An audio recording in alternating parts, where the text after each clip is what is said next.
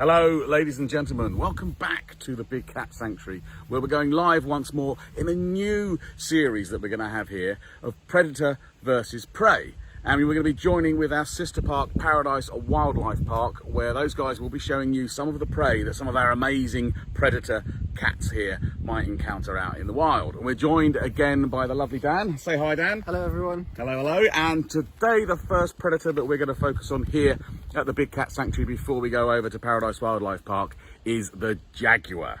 And in one particular, we're going to go the lovely Athena, one of our black jaguars that we've got here. So I think we're just going to let Brian know that we're ready for Athena to come out. And what are we going to do with Athena today then, Dan? So today Athena has a log pile that she is going to be feeding from. And what we've also done to make it extra enriching for her is actually tie her meat up to a rope that is also attached to the lower part of her coming across here now, that's fantastic. Here she is.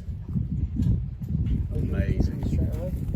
So we're focusing on predators here. So let's just talk to us, Dan, a little bit about Athena. What is she? What sort of predator is she out in the wild, and what sort of attributes has she got that makes her a great predator? So jaguars are the top predators of South America and North America. In fact, they're the only big cats out in the Americas, and they have a huge variety of prey which they will be feeding on. So mainly the tapir as well is probably one of the largest prey items a jaguar will be able to encounter, but also then you have capybaras. And then if you're looking into the treetops, which they are more than capable of climbing up into, they can eat birds and sloths. And finally, one of the also important ones is the caiman crocodile. Actually is quite a large species of jaguar, a large species of prey that the jaguar will be able to take down. And so, yeah, huge prey items for jaguars being the top of their food chain. That's amazing to hear. We can see her now working up. There she goes. She's got that, but now this is tied against that post, yes. Right? So we're making that just that little bit extra difficult for her. Why is that, Dan? Well, it's extremely important to make it a bit more difficult for her. Obviously, in captivity, we want them to work their muscles, work their incredible jaw strength. So you see, she's just pulling little bits off for the moment, chewing on that. But yeah, the more we can get her to work it, the longer it takes her, the better for her and for all of her muscles. Fantastic. We'll see her chewing away on there. So Dan, I mean, you talked about you know, a cat like Athena out in the wild taking down the tapir, which is a large mammal. So what sort of techniques will a jaguar use as a predator? Well, they will be using kind of an ambush technique, and so we saw Athena slightly stalk her way over here, something she's very well known for here at the sanctuary as well. So they can drop down from the treetops on top of their prey, but they can also kind of hide in the shadows and leap out over them as well. You'll see as well with her coat, it's very helpful for her to be leaping out from the shadows onto her prey.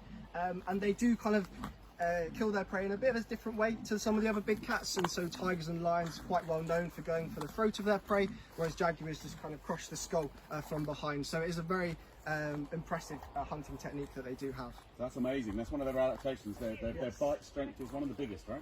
It is, in fact, the biggest, yes, of the big cats. So a couple of weeks ago we talked about Ngosi's strength. He has about 800 pounds per square inch of bite force. Athena has almost 1,500 to 2,000 pounds per square inch of bite force, and so that is, yeah, the largest of the big cats in terms of strength.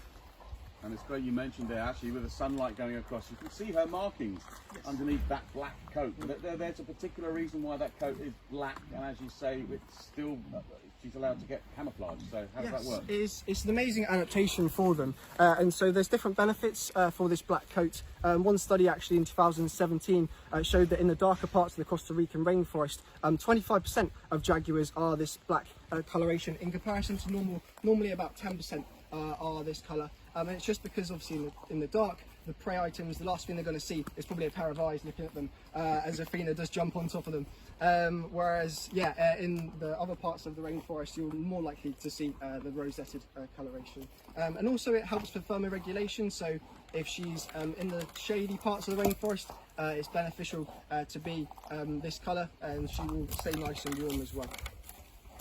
Just having a nice close-up there of her tugging away at that piece of meat there that she's trying to get hold of. Okay, the bone crunch as well. That's that intense jaw strength that she has.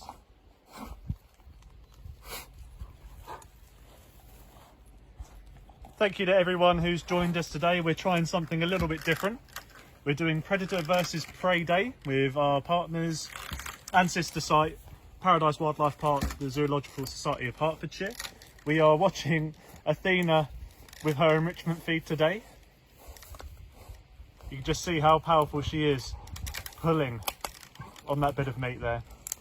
So if she wanted to, she could just sit with it and eat it from there, but she might want to take it somewhere a bit different in her enclosure.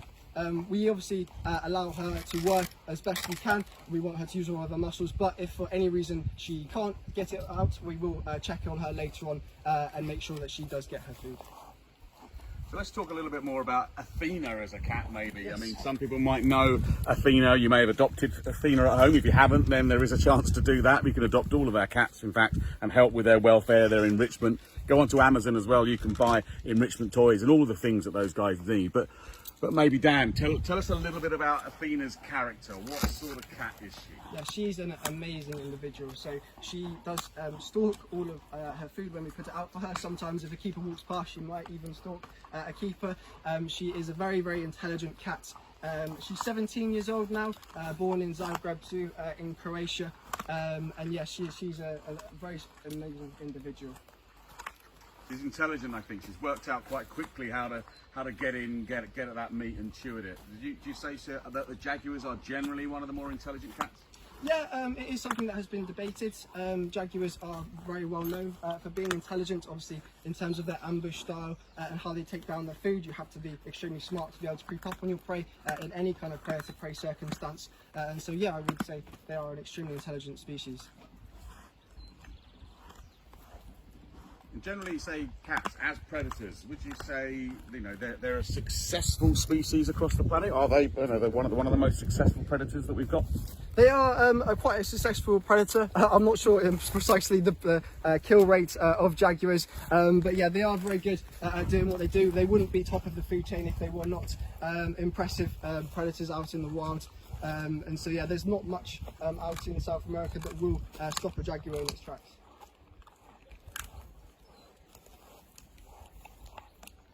Amazing. I mean, you can sense the power that's inside this jag as Athena chews into her food. Amazing to see such a wonderful animal. Just want to say a quick thank you to everyone who's joined us today. If you are enjoying this new thing that we're trying, please let us know in the comments. Dan, you mentioned that Athena is 17. Is that old for a jaguar? Yeah, and so in the wild, jaguars may be living between the ages of 10 and 15. In captivity, we are able to get them into their later teens, sometimes early 20s. It is obviously in the wild, they're kind of fighting fit until the day they die. Whereas in captivity, we're able to help them with giving them Flextin for any potential problems. And also, but it's important that we do kind of keep them working like this as well. And so that they are extremely powerful, as Athena is right now, all the way into their later ages in life as well.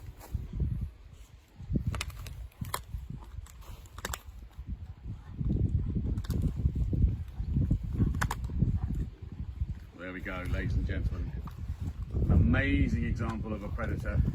Muscle, power strengthening those jaws, and a successful predator out in the wild. So, just looking at a cat like Athena, a jaguar, what other predators would be alongside them out in the jungles, in the rainforests out there? In terms of other cats, pumas actually share other parts of territory with the jaguar. I have read that there's some sort of temporal avoidance between jaguars and pumas where they share some territories, but they won't kind of interact with each other because they're going to want to avoid each other out in the wild. And so pumas, again, are very powerful cats out in the Americas. And so yeah, if you're talking about other predators that may be competing for a jaguar's food, that's probably one of the most important. Fantastic. Great cat facts there, Dan. Thank you very much indeed. We'll have one last look, I think, here at Athena, showing us how she can dig into her meal. And again, like I say, if you've got any questions, post them up there, ladies and gents, but we're going to be crossing over very shortly to our friends at Paradise Wildlife Park, where we'll find out a little bit more about the sort of prey that a big cat like Athena out in the jungle there would be stalking and taking down. Let's just have one last look at that amazing coat. And a young girl enjoying her meal. Before we hand over, I just want to thank anyone who sent in stars. they're just so useful in these times that we're facing at the moment. So thank you so much.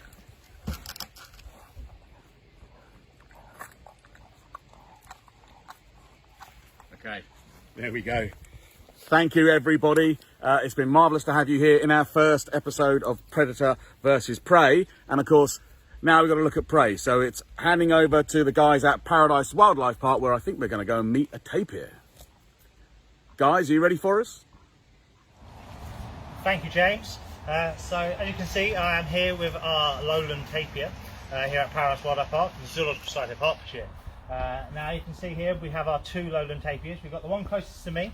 He is our male. He's called Tomoko, and the one that's tucking into the branch there on the other side of him is his daughter, and she's called Tamara.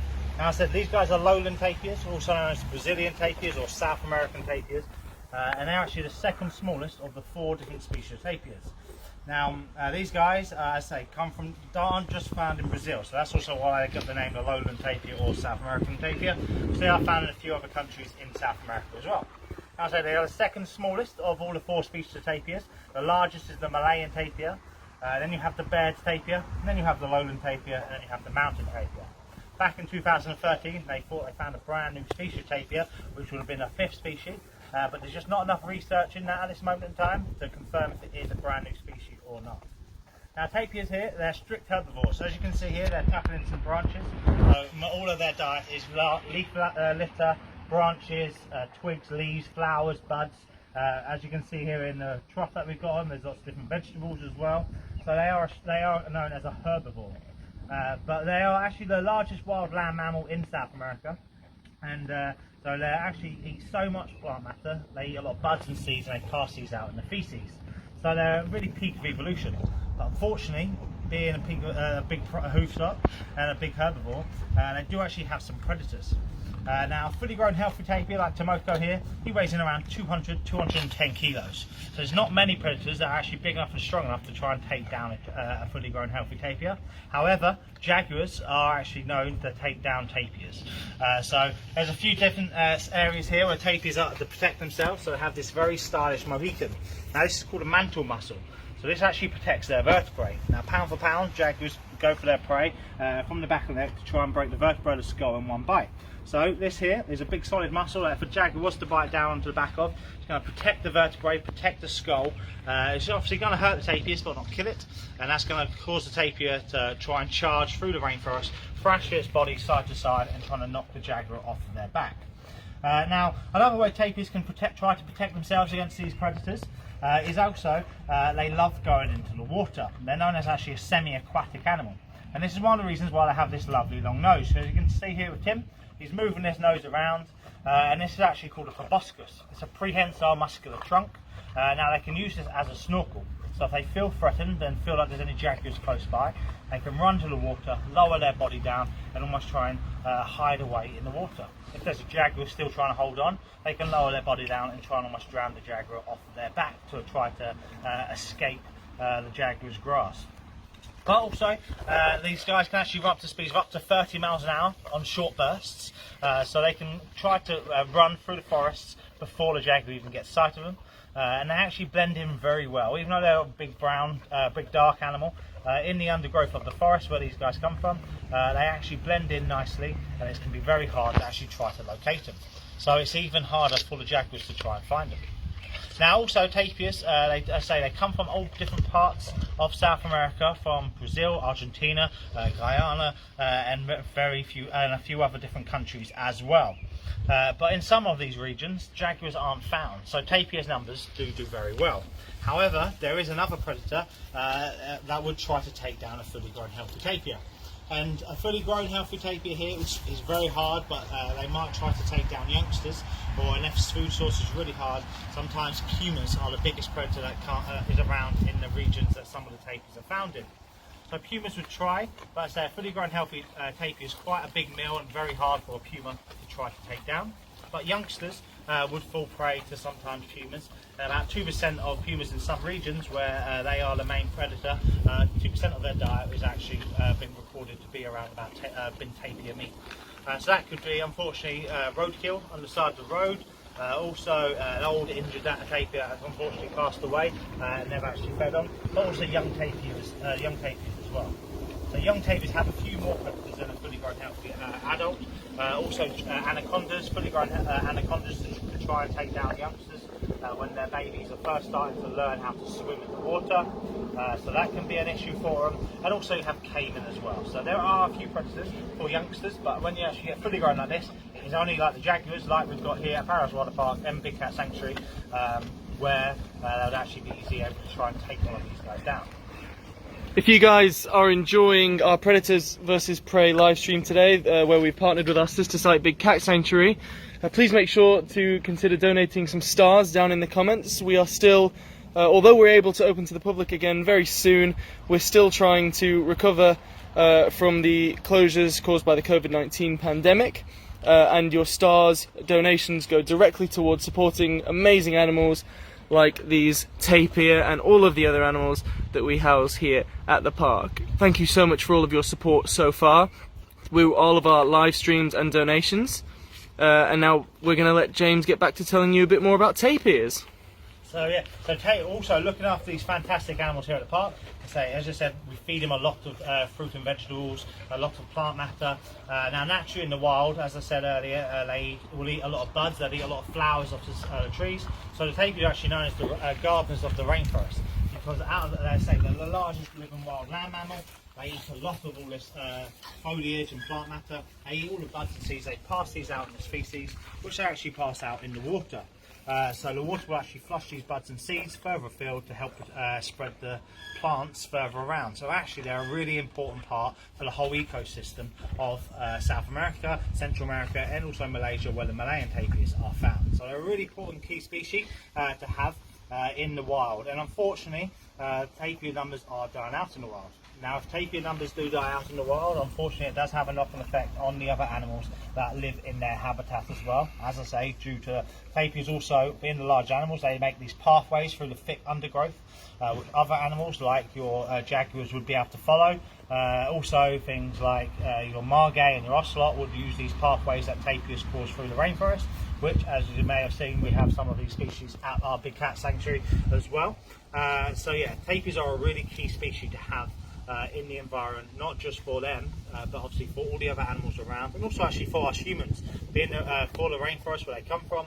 As we know, rainforest helps with our CO2 emissions that we release here in the world, and this actually will, if they can regenerate the rainforest as the best possible way, it's actually going to help us humans over time with the air that we breathe. So they are a really important part for the whole ecosystem. And as I say, so it would be a real shame if we was to lose tapirs from our planet. Unfortunately, the reason why tapirs numbers are dying out in the world is unfortunately down to humans. Unfortunately, they are hunted for their meat and for their skin. Now, as you can see with Tamara here, she is a very large animal, very muscular animal. South American tribal people used to feed on tapirs. They would hunt tapirs down, they'd live off their land. But unfortunately, hunting of tapirs does still happen in some varied countries in South and Central America. So that is a problem for the tapirs. Also, you probably don't realise actually there was the size of them here, but tapirs are also unfortunately hit with road traffic accidents as well. And a large number of tapir carcasses are found on the side of the roads where logging is happening, and large roads are being put in through the rainforest, where these large trucks are then moving these logs around. And unfortunately, at night time when the tapirs are trying to move around, they are finding tapirs unfortunately hit by these trucks, which is unfortunately causing them to pass away. And then I say this is where some of the predators will come in, because some of the predators then will come to the side of the roads, will eat these carcasses, and unfortunately also have the problem of being hit by these large trucks as well. So it is a real issue, but there are some countries in South America are looking at highways underneath. Here at Paradise Water Park, we actually help fundraise the Lowland Tapir Conservation Initiative at work out in Brazil, and they are working with local highway agencies to try to isolate the most parts where tapirs are used, but also other animals are using in that region, to hopefully try to highlight these areas to the local highway agencies. So if they put any of these bridges in or tunnels in, they can help these fantastic animals as they cross the forest across the roads. Now, as you can see here, when they do move, they're not the fastest of animals. They do just slowly go on by their day. So when they come across them, and you can see how dark they are, when they're trying to cross these roads at night time, they blend in quite nicely. But also, you may have seen earlier on last year in 2019, we had the forest fires over in the Amazon. So forest fires is another big cause that is unfortunately not just affecting the tapirs here, but also affecting all the other wildlife out in the rainforests. So it's a real big issue going out, and we just really need to try to protect them as much as possible. And if it's down to good zoos like us here at Paraguay Wildlife Park and the Big Cat Sanctuary, where we can help fundraise with your guys' help just by visiting our parks. It's really important. The money that actually buy our day tickets actually goes to help protect these species, participate in breeding programs, so we can hopefully try and help and save these animals in the future and keep their genes and their bloodlines going. So it's really important. So once again, when we do open up, please come visit us, come past the tapirs, come say hi to us, come say hi to the tapirs. We'll be really grateful to try and hopefully help save these guys in the future, so they're around for our children's children to see for many years to come. So as tapirs have actually been on our planet dating back for over millions of years. So if you've ever seen films like the Ice Age, tapirs were in that because they have actually found tapirs fossilised from them times. So they've been on our planet for so long. So we just want to keep them on our planet for so much longer. So please come see us, come see our tapirs, come help us by sending us some stars, sending some likes, sharing this video, and try and help spread this message as much as possible. But from me and Tim Oko here, our tapirs, thank you very much for listening. Have a lovely day, guys, and I hope to see you all soon.